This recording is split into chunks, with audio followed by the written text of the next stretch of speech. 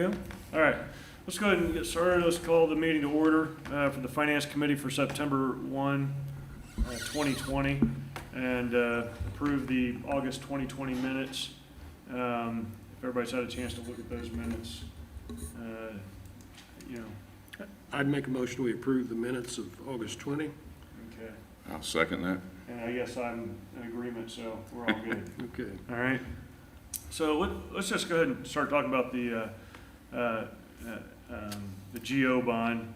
It says GO bond, but the GO bond discussion, and we're going to kind of dovetail that in with the public safety building bonds and really just the overall debt discussion. So the one thing that the reason we're discussing this in general is in the past, Westfield has had it's been in their plan to have a perpetual debt system. And frankly, just to be up front, I'm against that. I think it's a bad idea. I think it's actually poor execution. It's poor management. Not trying to throw everybody under the bus here. I'm just saying that's what they had planned. And so that's, the whole idea was to keep the tax rate high and to keep a lot of cash on hand. And if we're going to do that, then, maybe there's some other things that we can do. But I just want to talk about kind of the general concept of what we're talking about in terms of how we finance items. And for instance, I'm going to give a good example here of a fire truck. I think everybody's probably met with the fire chief, and they need a new engine. And it's $1.2 million, or let's just say, for argument's sake, $1.2 million. And he thinks they can sell it for $300,000 to $400,000, the old one. So we're looking at a net $800,000. Well, one of the ideas here is currently, we pay this consultant, this attorney, and that attorney, and we get this interest rate.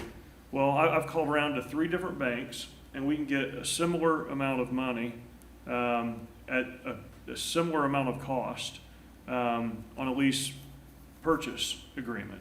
So we can do the exact same thing, and that debt doesn't go against our rating as a city at all. And at that point, we have $12.3 million in slush money sitting on the books of Westfield. So, as far as I'm concerned, I don't even know why we're waiting. If they need a fire truck, and it is truly for public safety, we ought to have the fire truck. I don't think we need to necessarily have this GO bond. Chris, can you pull up that second slide, or please? Yes, sir. Just pull up the next one. I'm going to turn this over to Scott Fry here. All right, thanks, No, Troy. not that one. The second one. Sorry, there you go. Yeah, so ultimately, just in the different conversations we've had, and again, Troy, I think did a great job of outlining the concept. They've had a plan. They've had a system where, again, they've managed to that system or managed to that plan, and they've done a nice job of doing that. The problem with that plan is that essentially accepts the very premise of perpetual debt. There's never going to be a lowering, significant lowering of debt. So again, kind of looking at this, we don't want to be seen as, we don't want to, get it out there that we're trying not to do what needs to be done. We're trying not to spend money. We just want to make sure that the money is spent in the most conservative way possible, in the most thought out and planned way possible. So to that point, we just want to make sure, again, kind of some steps and some things are in place to make sure what we're planning for. First of all, is it needed? Take a look at what it's going to do and how it's going to impact the city of Westfield and the residents and everything involved.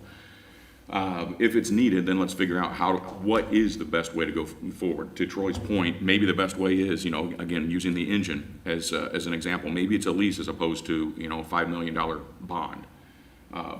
And to that point, to kind of expand upon that, the concept of the bonds, we still have money sitting around from bonds that were approved over the last 2 years. So again, to that point, if we're going to if we actually need something and we're going to get the bond and we're going to get the financing or the funds for that project or for that item, in this case, the engine is in Troy's example, let's make sure we actually need it and we actually are going to use it, as opposed to just getting a $5 million bond, letting that money sit in an account somewhere, and, here we are 24 months later. Or 36 months later, we still have cash from past bond issuances that were. Correct. That weren't even detailed out, to the point that obviously some of those monies weren't needed. Right. So again, just the concept that, obviously what we need, we're going to get, and then we just have to analyze the best way to go ahead and procure that product or that item, whatever that happens to be. And then try to figure out, again, long-term, what impact does that have on other things? So again, to Troy's point, 24 months, 36 months, we still have that money sitting around. Is that actually the best approach? I know in a previous conversation, we talked about, specifically with the GO bond, we talked about, a $5 million GO bond. I asked the question, over the next 12 months, how many of those dollars can we account for? How many of those dollars do we anticipate spending? And the answer was roughly 1.75. Now, again, I kind of put somebody on the spot there. They weren't necessarily looking at everything, but if we can, off the top of our head, pinpoint 1.75 million, why are we looking for 5 million? Other than simply, again, tax rate and keeping that tax rate where it is and capturing as much as we can from that perspective, which again is the strategy of perpetual debt. Yeah, and that's been the plan of the city, and what's been voted on in years past. And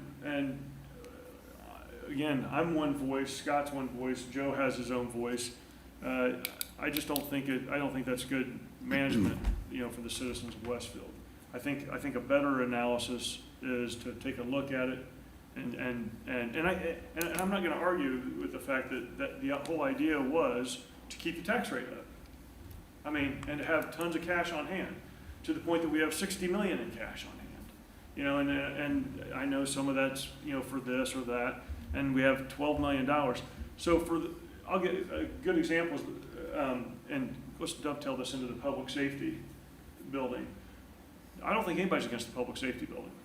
I don't think anybody's heard anything to the contrary. Not at all. Or the new firehouse. If we have a project like that, and I don't want to steal Scott's thunder here, but if it's shovel ready, I mean, we're ready. We have $12 million in cash sitting on hand. Let's get the project bid out 3 different ways, as required, and start the project. And then we can finance it. One does not have to come before the other. I've seen an analysis by the city where it gives scenario A and scenario B, and one's bank financing and the other's GO bond financing, and the overall costs of the bonds. And one thing that nobody can seem to ever tell me is what the takedown is on the bond. I had to call the banks. I'm amazed that nobody seems to know, and it doesn't go for just the city. I mean, that's for, whether it be the library or anything. No, I mean, nobody seems to know what the actual costs are of our debt, and I'm shocked that we don't do that. But is what I would love to see is we say we have the public safety building, and we have that need.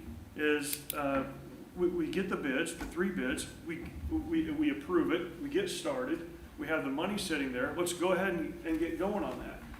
I mean, to further that point, if we say it's going to be 5.2 or 6 million or whatever that number is, and we take on that debt, I don't know how city works compared to business, but and I'm not trying to help out Jeremy or Jonathan or any of that, but I'd love to see if we could keep costs down. Why don't we bonus our employees out? I mean, I'm just saying. I mean, the whole idea is to try to get the best deal possible, but to make sure we have the specifications that we need. And then we can say, hey, we need $5 million, for the public safety bond, or whatever that number is. Yeah, and I think that's a key for me is, what is that number? 5 million, and we've discussed that multiple times. In the last city council meeting, it was discussion of a new fire safety or a new fire station, and then renovations to the current public safety building.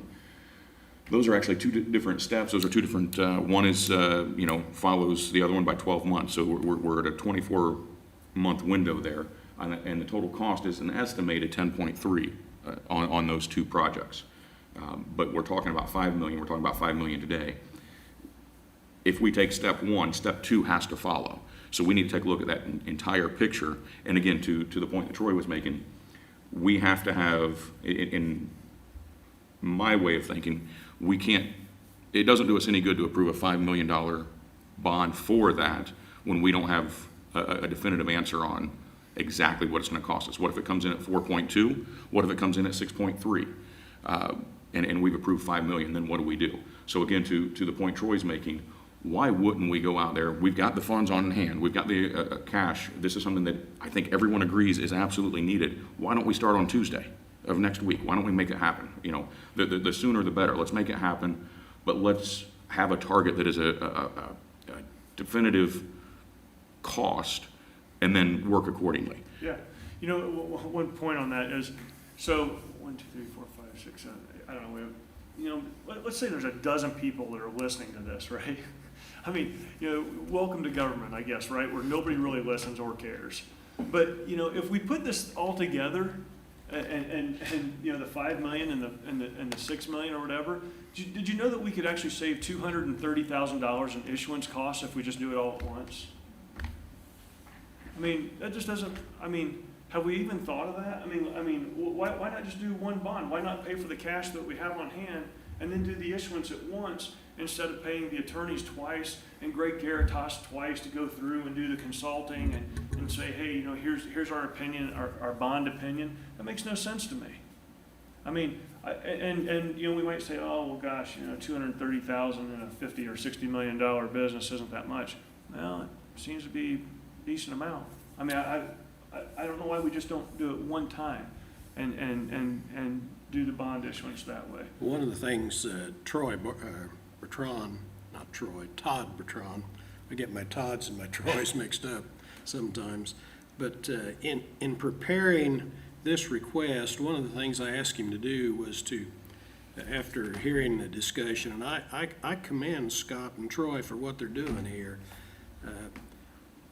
In Indiana, it doesn't seem like government is rewarded for thrift. Right. Now, this is one of the places where it could be rewarded for thrift, just a little, and we need to pay attention to that in the big things as well as the small things.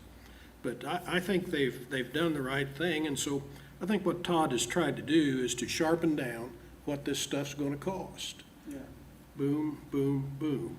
And that's what we need to borrow. However we borrow, we ought to borrow it at Right. the best way we can without impacting, you know, the city debt limit, and also to, you know, to pay less interest, not have all those bond issuance costs, and there's just more simple ways to do things sometimes. Right. And so that's why I support kind of what they're doing. And I asked Todd to sharpen it down, and he has. And maybe we can even sharpen it down some more. I don't know. Yeah. But they know what they need, but we have to have realistic figures. We're driving around a fire truck right now that says Pike Township on it, or ladder truck. Well, the ones that broken, I guess, all the time, right? Yeah. I mean, or from what I've understood, I mean, the one's literally on the lift almost all the time. So we need to get another truck Yeah. there, and we need, you know, that doesn't happen automatically. You have to order them, and they probably have to build them, so there's a lot of steps to this, but we need to sharpen down what we're gonna borrow. Plus, we've got a couple of roundabouts that need to be built, but the 80% of that's already paid. The other 20% is sitting in the bank right now. So. Yeah, I mean, you know, I mean, again, I'm not, you know, I mean, I think in the last city council meeting, we saw the infographic that said, oh, you know, this 4.4 million's in jeopardy. So for all, you know, 3 people listening to this, it's not in jeopardy, okay? We have the cash. We can actually do those things. We can get our 4.4 million. It doesn't say that we have to finance 1.2 to get 4.4. We can spend it, you know, I mean, we have the cash. So I would just say, I would like to challenge us to say, you know, what, you know, just because the whole idea is to keep our tax rate up because someone else may take it, that's, I mean, you know, dare say this, but it's like saying, well, hey, you know what? Those people, they're just going to their neighbors and picking their apples off their tree. Why don't I just do the same? Well, Yeah, it's not right. That's not a winning strategy at all. No. So I think let's, if the tax rate goes down, it goes down. So what? I don't think that's that big of a deal. I think that's a win. So. Again, we're kind of mixing two issues here, the GEO bond and the public safety building bonds. But again, I think the concept, I think it's important to emphasize, the concept applies to both, and not only from the financial analysis part of it and the economic analysis, not only from those perspectives, but also I think we can safely and strongly say from the perspective of council in general, though I can't speak for all 7 members, but I can tell you I am confident that everybody wants the city of Westfield to have everything that they need. Yeah. We want them to have absolutely everything. It's the only difference is the only place where we differ is what is the strategy for acquiring that. And again, from my perspective, if we're not doing the most conservative thing from a financial perspective, we're not doing our job. Right. John or Jeremy or anybody? You've heard us rant And I appreciate everybody's views, and I just want to make a couple of things really clear. The poor execution and the tax rate high, that's just not true. I mean, this is a multi-function strategy, and it's taken years to get to this place. It's taken years to get 12 million in the bank, and if you think about it, 12 million of a $40 million organization in the middle of a COVID crisis. What if the taxes we start collecting continue to go down? Then how are we going to preserve those services? And that's what that cash is for. So if we spend that cash, well, what are we going to have? So I would ask you to consider that, okay? So, Well, hold on, let me make a couple more points. absolutely. And so it's not a perpetual debt strategy. It is a overall strategy for all of the different aspects that we have to deal with. And again, Todd has, I know over and over again, has tried to make the point that we're okay with looking at a different way of looking at things. And we're okay with this type of dialogue.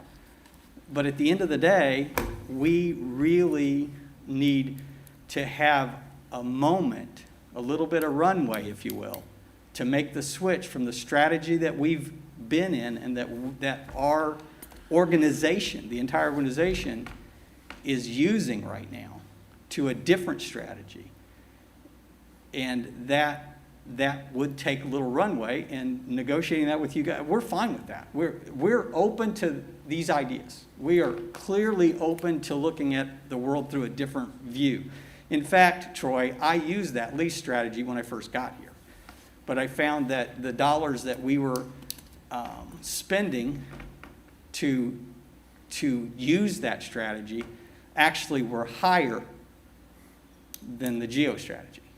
And so maybe things have changed. Okay. And I'm open, we're open to that dialogue. But I would just go there. And then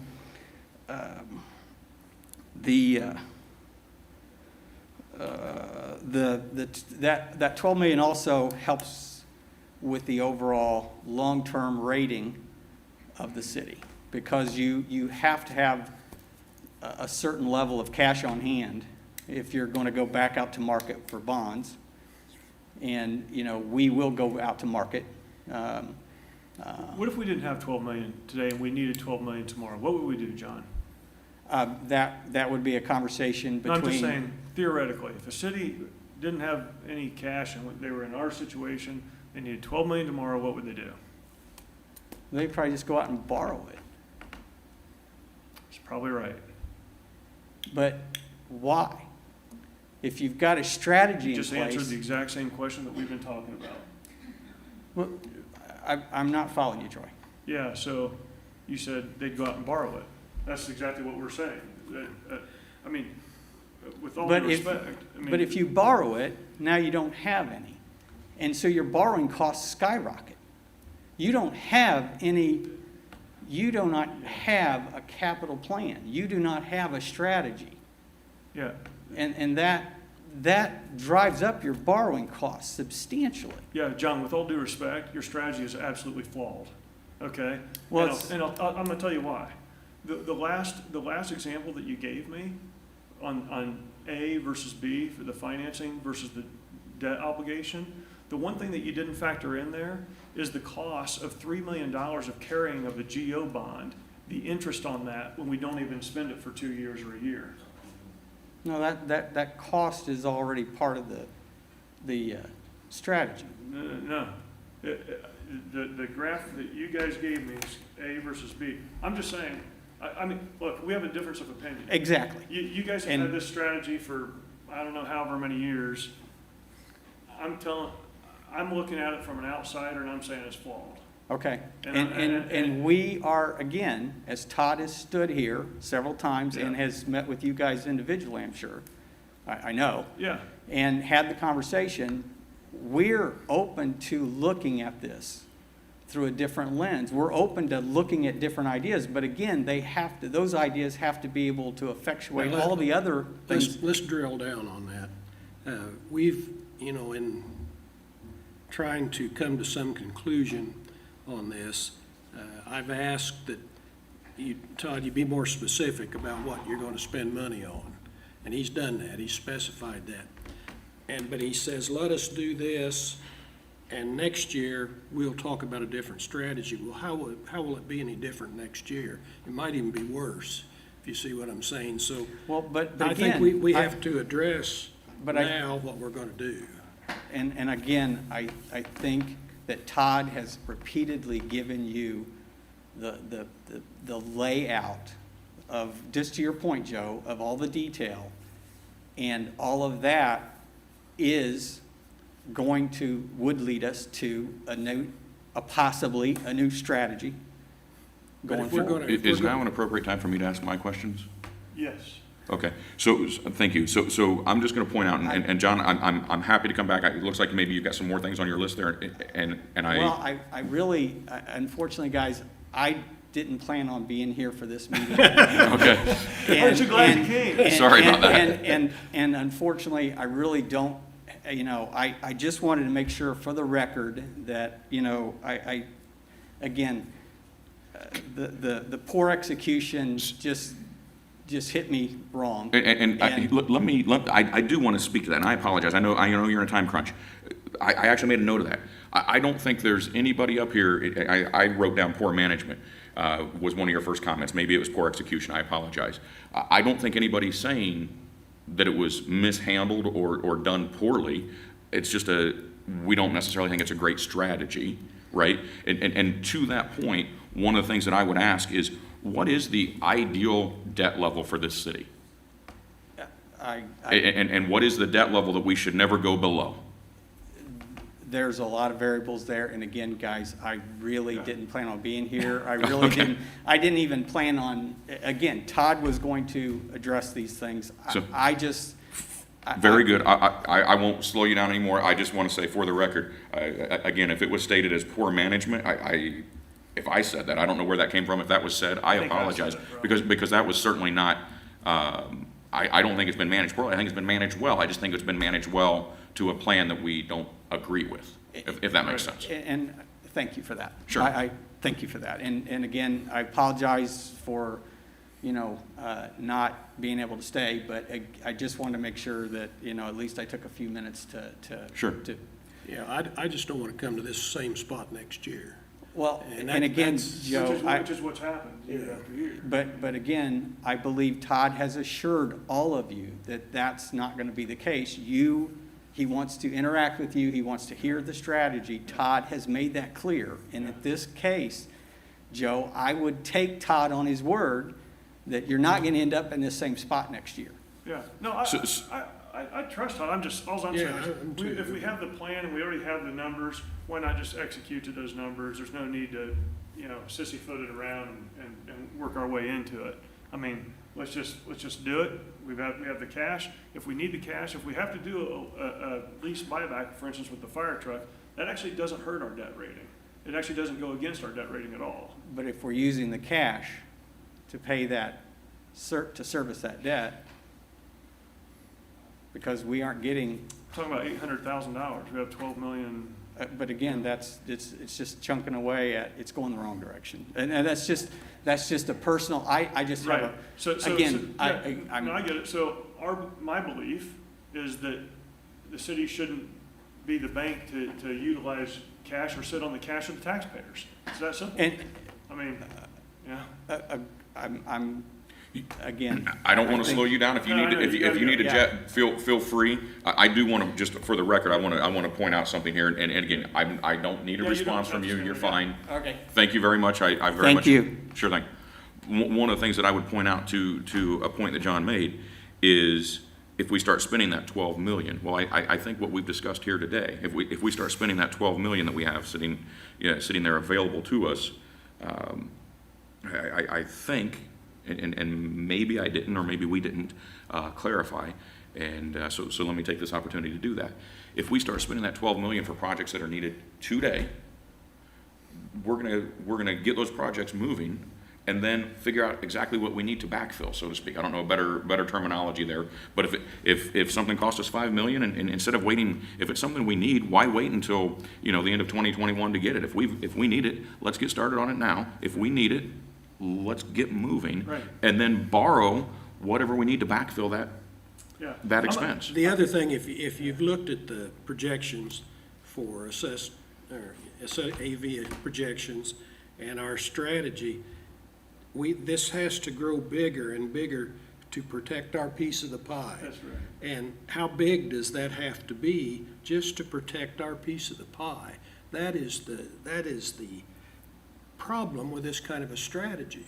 And I think we have to really think through this before we allow that kind of strategy to go forward. So that was part of my point, Joe, and I appreciate that comment. Sorry, Troy. That was part of my question of what is the ideal debt ratio that we have to have? What is the ideal debt that Westfield has to have on the books in 2020?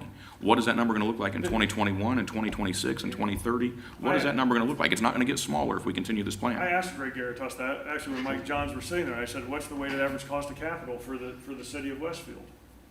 And he doesn't know. Nobody knows. I mean, that's the problem. If we don't know, how can we even operate? I'm gonna give you guys the stupidest story ever. So oftentimes, I'm actually invited to speak at these different investment things on the economy, and we talk about different things. And this kind of goes along with Westfield. And we say, gosh, if we spend that 12 million, what are we gonna do? How are we gonna borrow it? So I'm always asked when I go to these things and I'm talking about the economy, they always say, Troy, I like to invest in gold. I want to buy gold because if things get really bad, I want to have gold in my hands. I said, can you eat gold? No. I said, does it pay you a dividend? No. I said, you know what? You know what I think is more vital than gold? I said, canned goods and arms. I said, and I always tell them, they say, well, what are you talking about? I said, oh, okay. I said, so if things get really bad, you're going to use that gold trinket to go buy some food. The guy's going to shoot you in the head, take the gold, and keep the food. Yeah. So, this is Westfield. Our assessed value is doing well. Hamilton County is the wealthiest county in the state of Indiana. If things get so bad that we just can't borrow, I'm pretty sure everybody's in trouble. And that ain't going to happen. Way ahead of us. Way ahead of us. Yeah. So I'm not too worried about, getting into a depleted scenario. But And we won't even get to a depleted scenario. That was my question Yeah. to him. So the question is, when are you going to fish or cut bait on this kind of strategy? I say now's the time. Yeah. So, anyways, okay, so, let's just go into the 2021 budget updates and expectations. Just briefly talk about that. By the way, I want to congratulate Chris. What he's put out there for us to look at is good. Yeah, I like it. I really like it. My pleasure. That was a thumbs up for all of you viewing at home. Yeah. We weren't prepared to tear you apart, Chris. Yeah. So talking about the budget updates and expectations, the one thing, from the finance committee side, and just so we're on record of discussing these budget updates, and we talked a little bit about this yesterday, is, and it does dovetail into the 950 discussion of the audit of Graham Park and the mayor's review, but the one thing that I'd like to see in the budget, and I know William was there yesterday, and look, you guys have done a great job putting these budgets together every year, and I think that, really, that's not easy because there are unforeseen things that I guarantee you have no idea that will come up, right? So the one thing that I always want to see with budgets, or when I'm looking at a business and I see budgets and forecasts, usually I like to see forecasts out 3 to 5 years, and I think the city's done that, and I think they've actually probably done a pretty good job of that, and that's when we talk about the AV, the assessed value, growing, is the only thing that I always worry about, and when I see certain businesses and budgets, is it's the adage, if we don't use it, we lose it type scenario. And I'm not saying that happens. I'm just saying that, our budget is, $5 million. Hey, if we don't spend that $5 million, next year it's going to be 4.5 or 4.8. And the one thing that I've always thought about with government in general, and this is not a knock on anybody here, is that we don't think of our efficiencies and economies of scale that we should gather as we grow larger. And it's like we want to hire those 5 extra people here. We want to hire this. And it's great to have those people, but do we need those people? Shouldn't we be getting economies of scale, and shouldn't certain things? And this is something that we do need to work on with, like the ADP is, and we talked about this in March and April, is to have cost centers of folks. So if IT is working on Graham Park, they can say, or Board of Public Works, they can say, hey, I'm working, on X, and I have my cost code is, I don't know, whatever it is, right?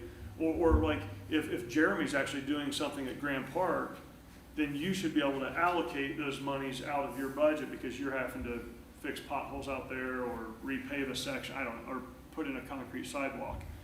So one of the things with the budget that I want to see for next year, and this is something I'm going to get with Cindy Gossard on, and I think Cindy was okay with this when we talked about in March and April, and then all this kind of stuff hit, is cost centers for better allocation of expenses, so that we know how much is being used for fire or police. So, and Jeremy, my examples are probably horrible, but I don't know. Like you do stuff for other departments, right? Yeah. And so, but really you don't get credit for that in your department because you don't really get to allocate it out, correct? It just kind of goes to you. To an extent, yeah. Okay. Sometimes it depends what it is. Okay. So, but it would be helpful, do you think it would be helpful then if we allocated those things out to different areas, from a budget perspective? Because I know like at Grant Park, I think that would help, quite a bit.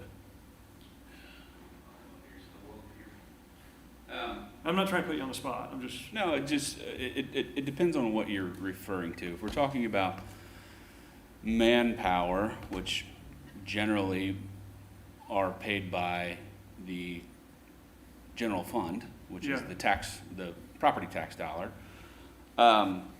you're just tagging one bucket. It's all the same bucket, but you're allocating it one place or the other. So it doesn't impact my line necessarily. Like I have a person on my team that's the facility person for the entire city. So he takes care of all the police station and all the fire stations, as well as public works, and he assists at Grant Park on occasion. William has his own folks. So he's a property tax paid person. So if you're moving property tax from my bucket to police department bucket, I don't know if the legwork is worth the value in the change. Okay. So Okay, now, that's fair. if I am installing a trail out at Grand Park, then my manpower generally is taxpayer dollar. William would then pay for materials out of his budget. So we just allocate, I get receipts, they go to him.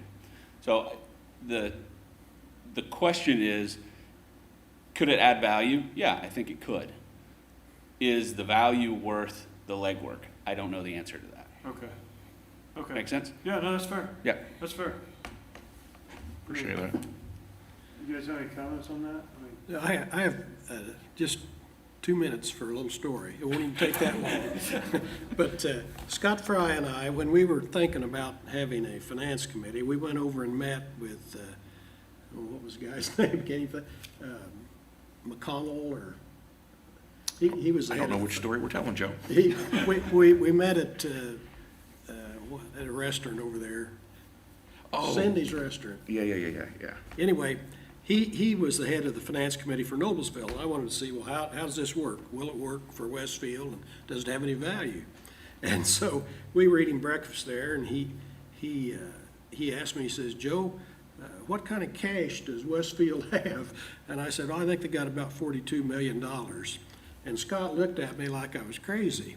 But he never said anything. And then he said, after we got done and we were separated from him, he said, how'd you know that? And I said, I didn't. I just took a guess. And so I went back and looked, and it was about that. It wasn't all spendable cash or anything.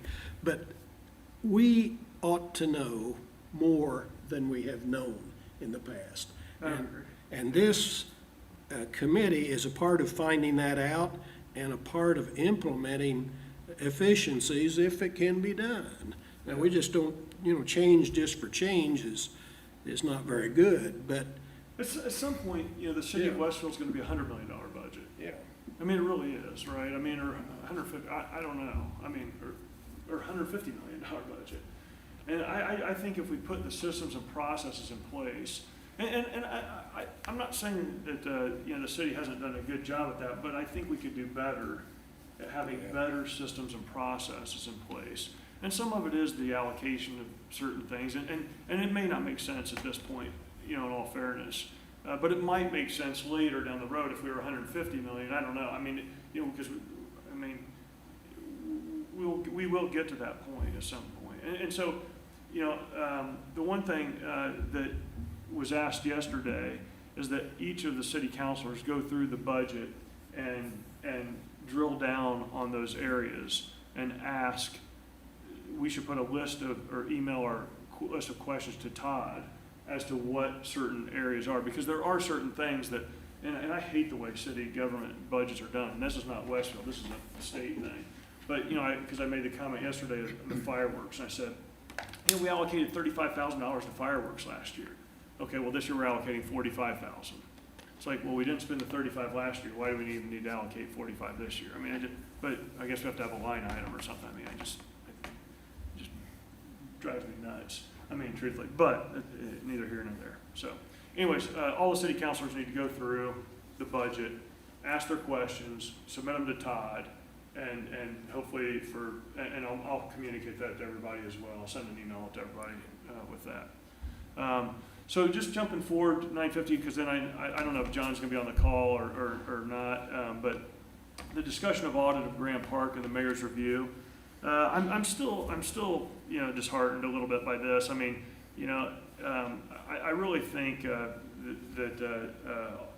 we're going to waste a bunch of taxpayer money. I mean, by doing these two things together, and because one.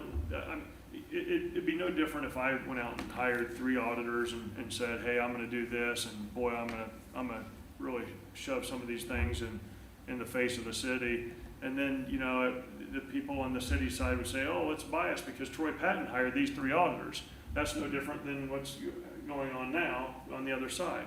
I'd really love for the mayor to rip up those engagement letters, and just say, hey, look, let's work together. Let's figure out a way to do this for everybody so that everybody's on the same page. And, if certain things come out of it, it's presented to the people, and we're going to be better going forward. But anyways, that's. Well, the process that I'm interested in is not a process of we're going to find great misdeeds. We need to find our processes right. And this is something that the state asks us through the oversight committee. Yeah. polish your processes, make sure they're right. Are we doing business kind of, still back in the 1980s, Right. or are we doing things in a proper way?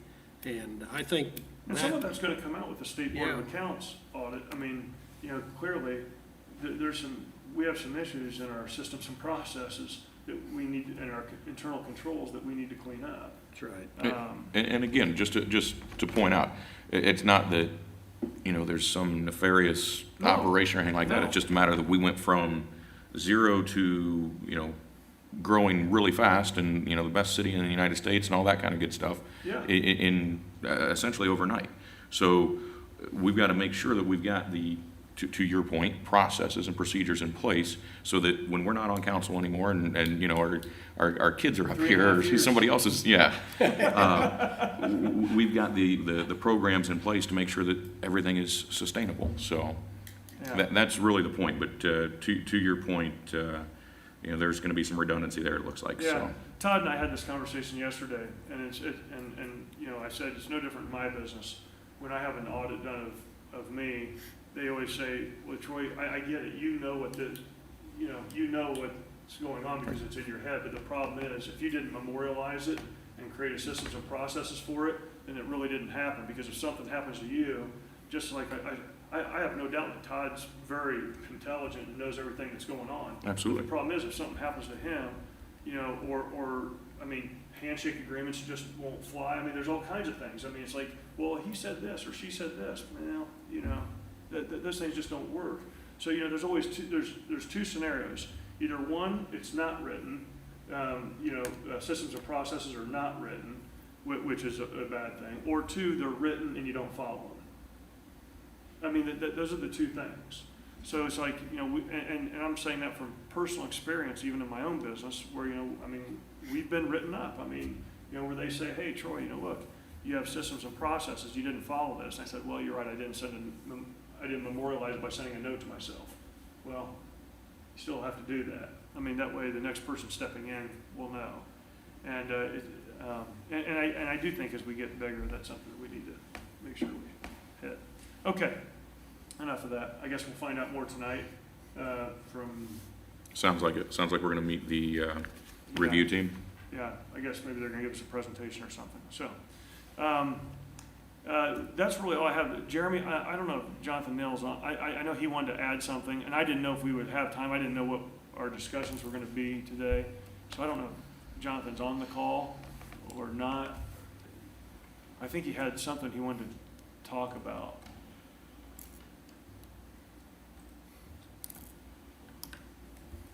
Yeah, it doesn't look like John's on it. He may have had a conflict since the meeting shuffled around a few times.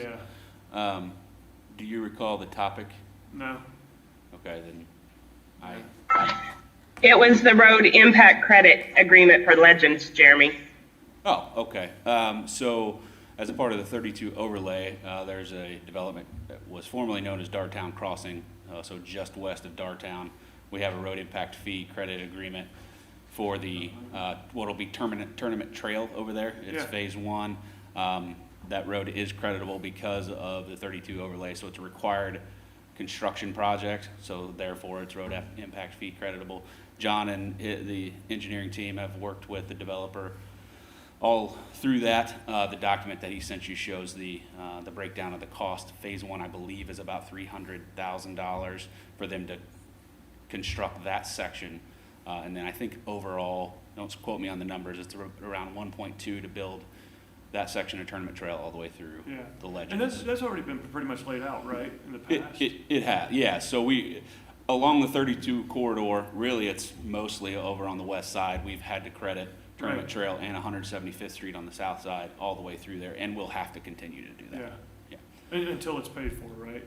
Yeah, so what happens is, and every one of them is a little bit different. So the developer comes in and builds it. If the developer is physically building their buildings, then they just get credit at time of building permit.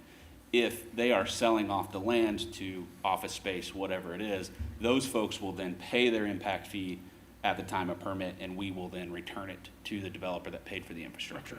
But it's all open book accounting, and we get invoices that they pay, and then we reimburse them exactly what their expenses were. Okay. So, I don't have any questions on that. I don't You guys? either. I mean, and then that would go to the Board of Works for approval at the September meeting. Okay, All right. All right? yep, Thank you. yep. That being said, Nelson? y'all have anything? I'm good. All right, meeting's adjourned. Thank you.